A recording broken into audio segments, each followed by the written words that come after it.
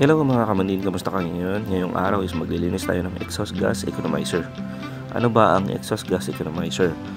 Ang exhaust gas economizer, ito yung nagpo-produce ng steam gamit ang heat waste galing sa ating main engine. Kapag tumatakbo ang ating main engine, ito dumadaan dito ang exhaust gases natin para magkaroon siya ng heat exchange, at ang sa loob ng mga tubes na yan is yung tubig. So kapag dinaanan na siya ng exhaust gas natin, yan magpapakulo na yan ng tubig. So kaya siya tinawag na exhaust gas economizer. Isa makakatipid tayo dahil hindi tatakbo ang ating boiler or composite boiler kapag naka full speed na ang ating main engine. So yung exhaust gases niya yung tumutulong dyan para makapagpa-produce ng steam.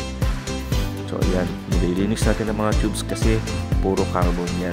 So dati pwede siya na tubig ang gamitin panlinis. Ngayon na luma na yung barko, is advisable na i-air blow na lang ang mga tubes natin para malinis ang kanyang mga tubes. Ayan, kita-kita nyo naman, diba?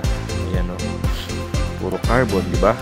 Ayan, ganyan kami maglinis ng exhaust gas economizer dito. Thanks!